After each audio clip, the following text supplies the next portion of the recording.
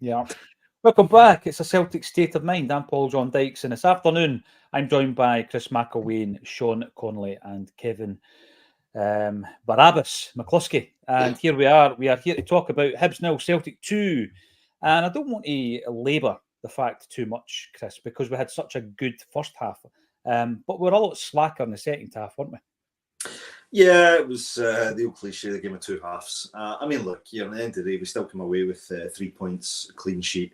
We'd won off the post, actually, almost as soon as the second half started. So there was still a lot of positives to take, I think, from the second half in the game overall. But yeah, you could see the tempo and the levels definitely dropped second half. I think the biggest takeaway for me in the second half is that we desperately need new recruits in for some key positions.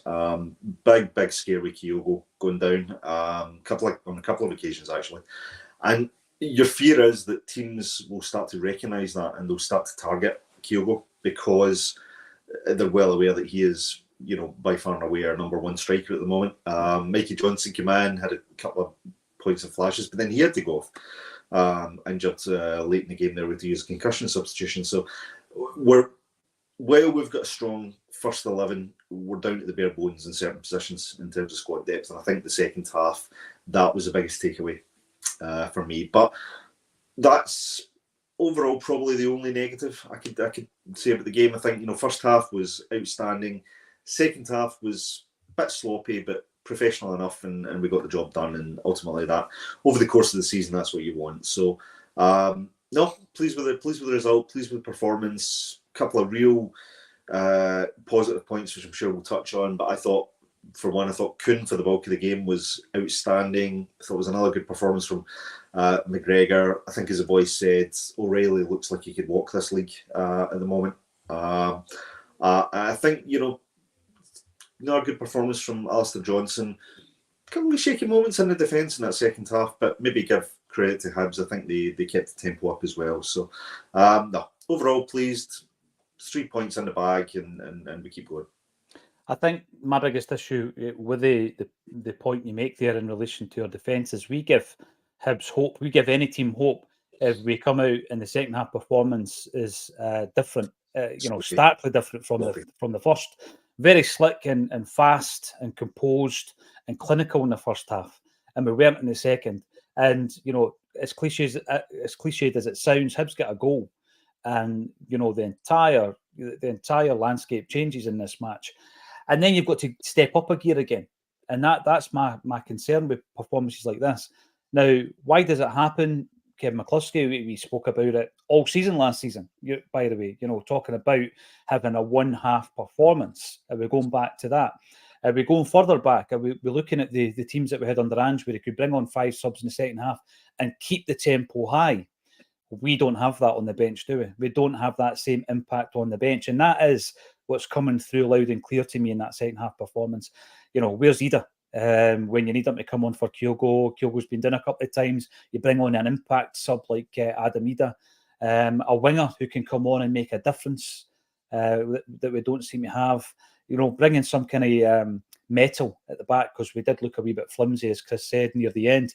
So I think that's what it comes down to. It's the lack of depth, really, Kevin, isn't it? Yeah, so my one worry and concern when we were going through everything at half-time was looking at that team and thinking, this is last season's team, so are we going to have a last season performance? Exactly like you've described there. Me and you did so many of the games last season, and it was the Jekyll and Hyde. We'd either have a horrible first half and come out and blow someone away in the second half, or it would be the other way around. It would be 2-3-0 up at half-time, and then the performance would drop off a cliff in the second half. And that's exactly what's happened today. First half was great.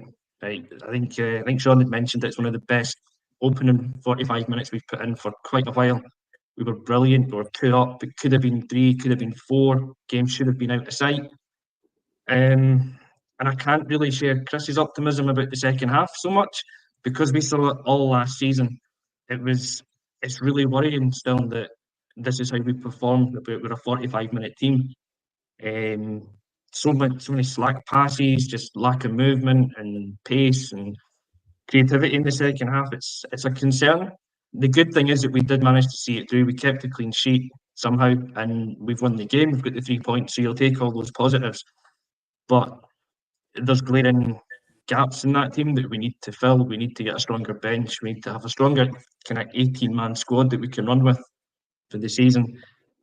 And if we are going to lose Matt in the next couple of weeks, then that's a huge void that needs to be filled somehow. So far, what transfer window's been open for how long? 60 odd days or whatever it is. We haven't managed to sign a new outfield player. You can't class Bernardo as a new player because we had him last season. It's a big next couple of weeks for the board to sort that one out and get the players in that we need, because we definitely need them. But I'll try not to be too negative, and I will say it's great just to win. We've got the 3 points. It's 6 points out of 6. It's 2 clean sheets. And we'll move forward into the next game. Hibs again next week, I think it is, in the Cup. Maybe we'll get a chance to see some of those fringe players get a game, somebody like Yang and Odin Holm to start, and begin to test the depth and see just exactly what the squad is made of. You know, I was looking at the substitutions and the impact or potential impact of them, and my concern actually is in that the likes of Yang being a classic example for me, when or Mikey Johnston even. I know he went dazed and confused. I get it. You don't know how serious it is, so get him off the park and bring Holm on. But I'm not seeing the players there. Bernardo, he's an obvious one. I'm pretty confident when he comes on that he's going to solidify things. And as we spoke about at the beginning of the game, he can do the attack and play well. Also, Mader's coming back to full fitness, no concerns there. But some of these other players coming in, I just don't see the impact coming from them. And Mikey Johnston's one of them, Sean. Yang's another one. And it all feeds into this recruitment. It does. We keep going back to this recruitment. We need 3 or 4 quality players so that we can keep that 90-minute performance. Because the first half was a joy to watch, but we really dropped off second 45. To be fair, I would actually probably extend it beyond 45. Just looking at my notes, we did have quite a lot of chances between 45 and 60 minutes. Carl Mack hits the post. O'Reilly's got one deflected wide. Kyogo's got that one-on-one in 51 minutes. And then Kyogo has that. There's a great ball in behind where Kyogo fluffs the volley just on 60 minutes. And to be fair, there's really nothing much after that. So I think it is the first hour rather than first 45 minutes. And we were very guilty of, not very guilty, that's harsh. We're a little guilty of profligacy. There's 125 minutes in to the entire game in the first half where the Hibs defender puts one off the underside of his own crossbar. If that goes in, it's 3-0. We're cruising. It's a comfortable, very different game for the next 90 minutes. But instead, it's 2-0. We're one goal away from being very nervous. And, Bowie hits the stanchion, and, we're feeling a bit shaky. But, it's that third goal is so crucial to really changing how a game feels. And then, once Mikey Johnston comes on, and look, I've always liked Mikey Johnston, but he is absolutely the fall guy for when our squad is in shambles and he gets put up front. I don't know if you've ever seen the Dr. Manhattan meme where he's like sitting on Mars and it's like, the year is 2018, Celtic have no fit strikers and Mikey Johnston is coming up front. The year's 2021, Celtic have no fit strikers and the year's 2024, Celtic have no fit strikers and Mikey Johnston is coming up front. And it's not Mikey Johnston's fault. If anything, it's actually a compliment that he's the best striker available when we've only got one other striker. But yeah, that's a warning sign, right? Surely. I think so. And again, he's flying. This is the thing. He's flying last season, and I just think that you strike, at that moment, and you try and move him on. He's not going to West Brom, obviously, because they're in a bit of financial turmoil themselves. But yeah, I'm not scapegoating them, and I'm not doing that to Scales either. And I'm not going to complain too much. It's just that we really do want this team to maximise its potential, and there is a great potential in it. Jungle Lion, Idah should be on with 20 minutes to go to stretch this game. Pathetic from this board again. Right, so let's use the Mikey Johnston chat to link it to Idah, because it's not Mikey's fault. Absolutely isn't. We need to be really clear. This is not about Mikey Johnston. Yeah, this is very much not about Mikey Johnston. It's actually a massive compliment to Mikey Johnston that he is the one that they turn to, right? Yeah, and the thing is, the reason we're turning to him is because we haven't got our business done. I mean, we had strikers at the club that we've moved on. Obviously, most recently, O has been moved on, decent enough deal, etc. But you then want to follow that up, Chris, by getting someone in the door, and we've not managed to do it. Now, we've probably had this discussion time and time again. We're going to have different views on what people think he's worth, etc. But I seen something, I'm talking about Idah now, I'm thinking, I seen during the week that Stoke might want to spend up to £3 million on Boston Lowell, who is a fringe player at Celtic. And 6.5 is the quoted amount I've seen that Norwich are looking for, plus add-ons for Idah. £3 million, £6.5 million. I mean, for me, I just think it's a no-brainer at that price. I think we're conditioned into thinking that 6.5 is a massive outlay. There's an overcautious nature from the board following the Ajeti fiasco. We know what he can do. He fits into this manager's plans. He can take the pressure that comes with playing with Celtic that a lot of strikers haven't managed to do over the years, Chris. Get the job done. I mean, he's I'm not going to say he's down tools, but he's obviously rattled and agitated the cage at Norwich, and we need to do our bit now, because when Kyogo goes down, and it could be his wrist, his ankle, or his shoulder, could be anything, we've had it. I mean, Mikey Johnson's not even fit. What happens now? What if the two of them are out? Who plays through the middle? Oh, we play a left winger through the middle. We're Celtic. We shouldn't be in that predicament, Chris. No, we shouldn't. And look, I listen to Jim quite a lot, and Jim always says, we should never just go out and spend this on like 6 million or 8 million willy-nilly, right? But the problem is that in today's inflated market, and particularly in the market that we seem to be trying to identify players in, which is largely the English market, the prices are inflated. That's what you're going to have to pay to get a player of any sort of ilk. And look, Idah isn't just a player that comes in and can take over from Kyogo if Kyogo goes off. He comes in and he actually does a different job. And the second half there, certainly the last half an hour, you saw that actually the game was getting a lot more physical. Hence the reason why Kyogo took a knock, Johnson took a knock. Players were flooding into the box, defenders were getting a bit more, tackles were getting a bit harder. So Idah is a more physical sort of player. So he'd have been a perfect substitution today for me to come in. I think it's a more important point, and irrespective of whether it's 6 million, 8 million, whatever it is, this is a player that the manager wants. This is a player that Brendan Rodgers has been very clear, I want this player signed. Now, you've got the funds there to do it. Whether you're not prepared to go past 6.5 or whatever, you've got an obligation to the manager to back him in this transfer market, to back him to help progress this team. Get the player in. Right, there might be alternatives out there. People have talked about Miovski. People have talked about, a few various other players out there. The manager wants to see that, so back him, pay it, get him in. You keep the manager happy. You give us that cover up front for Kyogo. You give us an element of that plan B, which we always need, because our plan A will never work for a full 90 minutes against any team. It just doesn't. You always need to bring someone on that can change it up and play a slightly different way. So get him in. He ticks more boxes than he doesn't, and so for me, I don't understand the hesitancy. I understand there's complications to every deal, but what is the reason that this deal is not going ahead? It can't be finance, because our club's gushing about how well off we are, so it cannot possibly be down to the financials. It just can't. So what's holding this up? Player wants it, manager wants it. I think a fair portion of the fans want it. Get it done. It's a no-brainer. See, the thing for me, I'm going to bring this point up from Jay McKelvey. This isn't a greeting meeting. We've just beat Hibs at Easter Road, which is historically a difficult place for us to get a win. And we're sitting pretty on the top of the league, 2 clean sheets, 6 goals, everything's pretty. But we obviously look at every nuance of the performance post-match.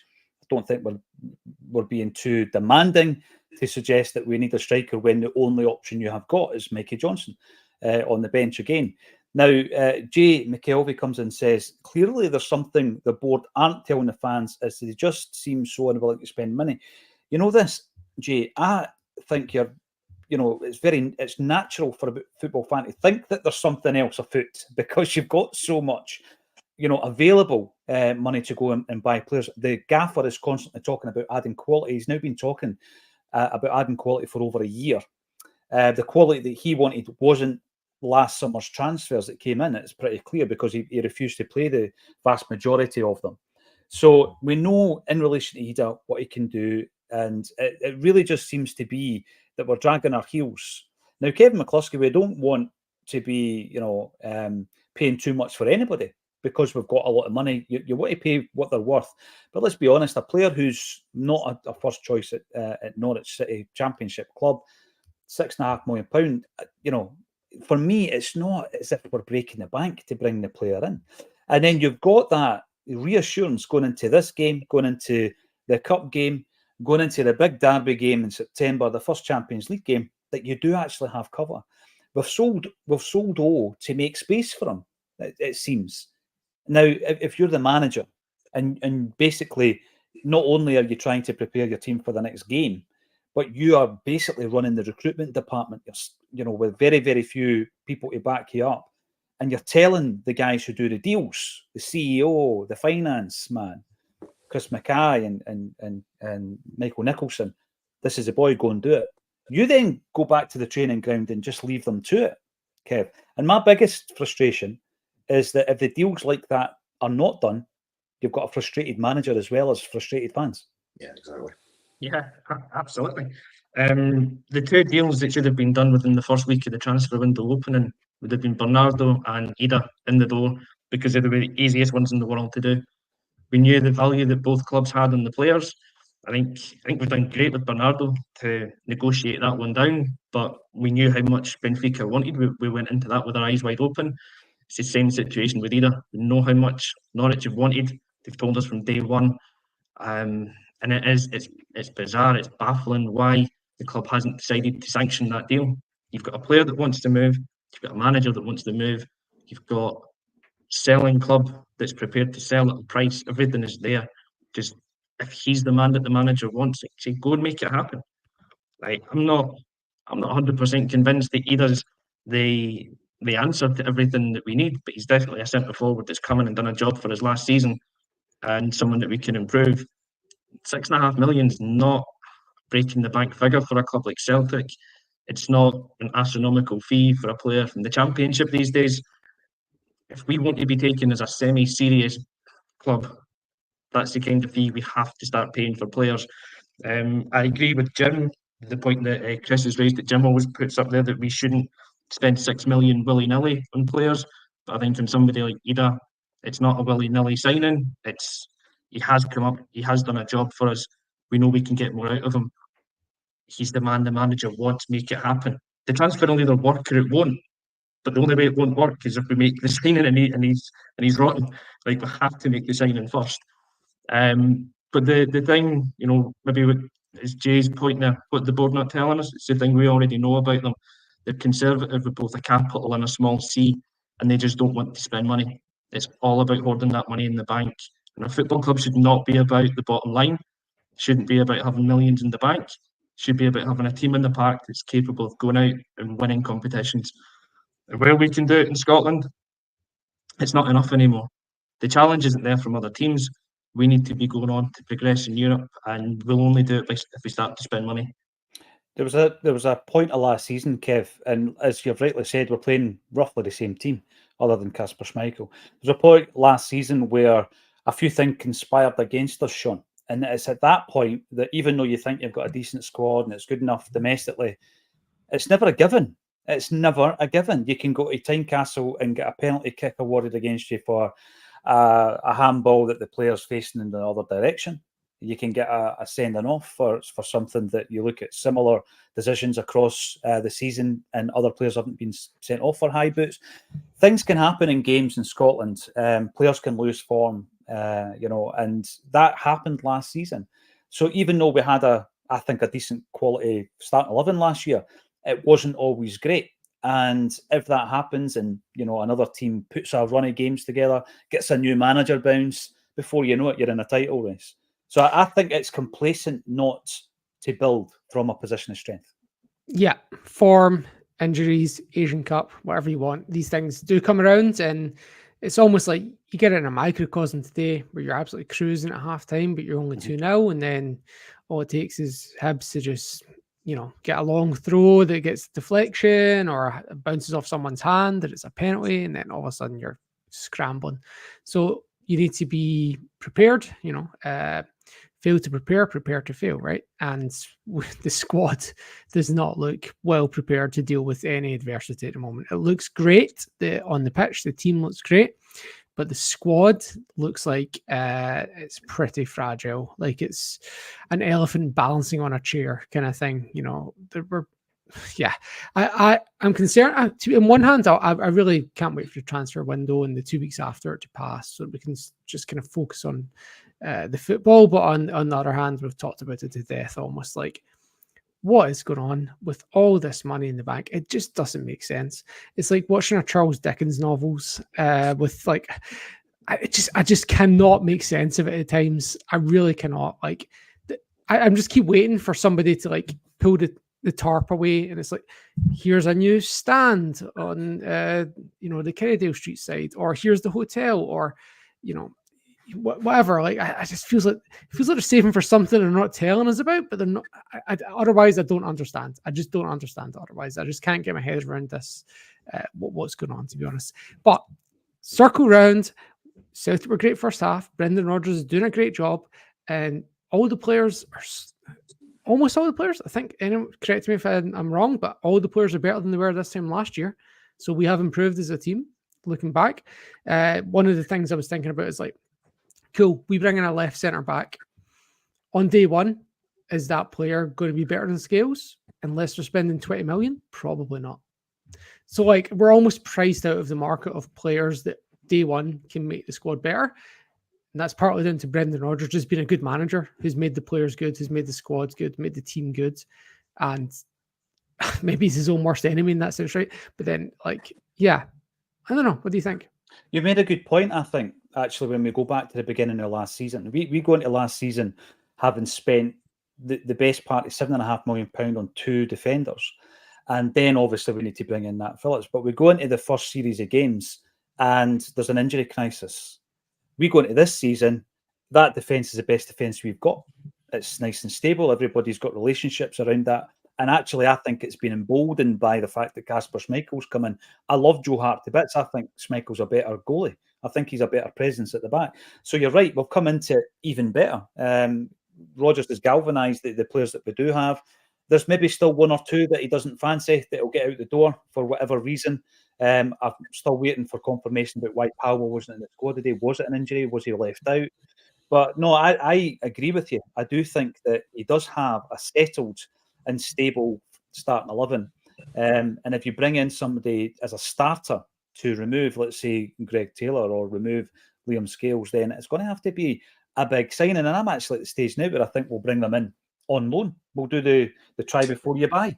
That's what we tend to do. If we want to spend big money on a player, we tend to, we want to be cautious about it and we want them in the door and let's see if it's going to work. And if not, you can go back to your parent club. I think we'll probably do that. Here we go. We've already took 3 million for O, probably a wee bit more in add-ons as well, Jean-Paul. So yeah, we did. And the bean counters will say that was good business, but we don't have a backup striker. How bad was Kyogo's shoulder? I want to ask you guys this. I heard something really interesting on the radio last week when I was out running. Yes, when Sean was looking at me, he said, like an elephant standing on a chair. Cheers, mate. But I did go for a run. I did go for a run and I pulled a muscle. I'll be going out for another one a day. It's one a week at the moment. And I was listening to Michael Stewart. I know that he divides opinion, but I think he's bold. He speaks the truth. He calls Todd Cantwell certain names on the radio that apparently you're not allowed to use. And he said something that I found really interesting because the panel were absolutely astonished. Particularly the non-footballing panel. What I mean by that is people who haven't played the game. And he said that sometimes when someone gets a knock, the reason they want to come off, it's up here. It's not the extent of the injury. And, as I say, some of his compatriots were like, how on earth? Surely not. Are you saying that he's actually feigning injury? But he was at pains to explain, no, he's not feigning injury. He's told himself he's not fit to go on. And now it's in his head, it becomes a mental thing rather than a physical thing. And I thought, watching Kyogo today, it was almost as if, right, he was down once, he was down 2 times, 3 times, and it was almost as if mentally he checked out. He didn't look as sharp all of a sudden as he had done in the first half. I'm not saying he's feigning an injury. That's why I'm using the Michael Stewart example, Chris. But I did think that even something like that, someone gets battered into him in the first 10, 15 minutes of the game, and I'm not saying he's hiding, but we might lose him for the rest of that match upstairs. Yeah. And when it's Kyogo and he needs to be so focused to be, playing off the shoulder and all that kind of stuff, it can really affect his performance. I was a wee bit concerned about that today with him. Yeah, they used to say something similar about Thierry Henry and what a great player he was, but used to say if you gave him a knock in the first 5-10 minutes, he checked out. And he wasn't his influential self. I think there's definitely truth in that. I think in any sport, you can hit a mental barrier, you can hit a mental block, you can have, it's like trying to overcome that wall. Crikey, when I did the kilt walk recently, I had to have help to try and get me across that last 10 miles. So I totally get it. It's interesting you make that point about Kyogo because, funnily enough, my father, who I was watching the game with downstairs, said exactly the same thing. He said he looked at him, he looked at his body language.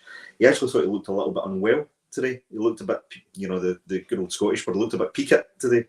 I thought you were going to say Peely Wally. Peely Wally, yeah, same idea, yeah, peak or Peely Wally. And I think he did. I think it was points today he looked as though he was struggling, not necessarily against the conditions of the match, but it looked as though he was struggling against himself a little bit. Snatching at chances, which we spoke about at half time. I think, Sean, you were the one that mentioned he's not had a goal away from home for a number of months now. So there's probably a lot of things going through his mind, and he's desperate to try and break that hoodoo, which is a big deal for strikers, right? Strikers need goals to keep their momentum up, to keep their mentality in the right place, to keep their confidence high, and to be enjoying their football. And I've heard, a multitude of strikers saying that, everybody from John Hartson to Henrik to all the others. So it could very well be that there was something playing on him today, but I think he's also probably recognising at the moment his importance to the side, and the fact that if he does get injured through by going into a 50-50 and maybe going in a little bit more aggressively than he should, for example, that puts us in a really difficult position because 1, there's no backup, 2, there's no competition. Mikey Johnson, comes on, does a job. I agree with the guys. I'm not going to denigrate him too much, but he's not a striker, and he's never been a striker.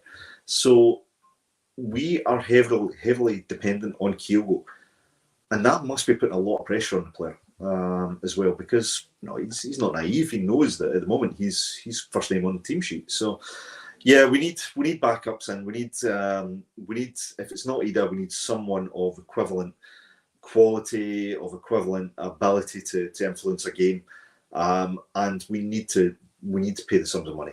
8 million, I'm sorry, it's a huge amount of money for me and you and all the folks out there doing normal jobs. When it comes to football terms and when it comes to trying to compete at the level we want to compete at, it's not a huge sum of money. I'm sorry, it's just not. And it sounds ridiculous to say that about 6 million or 7 million or 8 million. It's not. So we need to get that done, and it is frustration. And actually, I thought when I was on with John Hughes earlier in the week, John made a great point. His frustration is not the fact that we're playing badly or we're not doing it on the pitch. His frustration is that we're not living up to the potential, right? As we said, this was a really good performance for about 60 odd minutes today, and even then there was still some great stuff, great performances, some players coming through. It's a clean sheet, it's 3 points, brilliant, 2 cracking goals. But we could be so much better. We could be so much better, and it's not. We don't need massive surgery to do it. We just need a couple of really well thought out, really focused, targeted signings in, and we can take our team to a level that nobody domestically will touch us, and we might just go and make a wee dent in Europe. And that's that's what we're looking at. Your ma, not your mum, Chris. I've met your mum. She's lovely. Yeah. JP, there are players all over Europe better than Scales at reasonable prices. What are you talking about? I don't know if that's meant for me, because I know there are, and I've been saying it for long enough. But my issue with regards to where we are right now is if we are going to try and find a replacement, and some of the guys who were linked to Celtic were playing in the English league, because Brendan Rodgers, let's be honest, and it's no slight on him, I think he's a great coach, his only knowledge in terms of players is in the English league, because it's the only league that he's managed and coached in, right? So you had that kind of specialist knowledge when Ange comes in. He's got this great kind of phone book. He knows the top talent over in Japan. He knows some Australian talents that he can bring in. And I think that the issue we've kind of got at the moment is Brendan only knows the English market, and we don't have a recruitment team good enough to bring him, you know, a Liam Scales replacement from Slovakia or Norway or Sweden or even the Americas, because we have used these regions and we've used them well in the past, and we're not using them anymore. We don't even seem, Sean, to be using that City link that we used to use before, which, you know, gave us the likes of Frimpong, for example. We don't seem to be tapping into that. Yeah, it's interesting, and something maybe about the players that were linked with from England might be to do as well with the fact that if you look at how, you know, look at where Scales is relative to last year, like he's really been heavily coached into this Brendan system and Taylor and vice versa. And if you're bringing in a player from Eastern Europe, for example, how long is it going to take that person to get coached into the Brendan system? Where's Jeffrey Schlupp? He's played in the Brendan system before, so he's going to take a lot less time to get into that system. I think we're just Brendan as a coach just has a very drilled system in a way that it takes a bit of time to get into. It's a bit different from the Postecoglou where you know, it was all about high pressure and effort first, and then the system came second. Rodgers' system first. So it takes a bit of time for those players to get into that. And look, we're seeing it now. We're playing great. The first half we were great. Last week we were great. The players have been coached into it, and we are looking good. But to bring a new player into that, there's going to be, unless they are sensational or unless they've played under Brendan before, there's going to be a transition time. Nicholas Kuhn, for example. Obviously, Idah was a bit quicker, but that one's strikers are a bit of an outlier. They're focal point rather than part of us, less of a cog in the machine. So I think that's maybe why that one worked. I'd be interested to hear at some point how we identify Kuhn, because he is the exception, I think, to guys who didn't have that experience of playing in England. I'm wondering where Brendan identified him, because it's clear that, you know, the January transfer window was Brendan's. We brought in 2 instead of 5 or 6. And this one has been Brendan's, and we're really looking through a prism of quality when it comes to players. And he says that we could have 9 in on day one. We don't want that. We want the quality. Finally, Strangelove, the doctor, good to see you coming in. Brian, disgusting challenge on Palmer last week. I think he was taken out as a precaution this game. I would find it interesting if he wasn't, to be honest, because it would mean then that Yang's ahead of him in the pecking order, and I don't think that would bode well. We'll see what happens. Sack the recruitment lackeys, we would, but we don't have any. Yeah, there's none there. What we need to do is bring some in. Thanks, everybody, for getting involved. We at A Celtic State of Mind do regular live events, and we meet you guys, and obviously we have beard stroking competitions backstage. And in September, Paddy Mullane will play his first Scottish gig. And he's 16 years of age. Paddy and his old fella will be coming over from Ireland. You will have seen the video.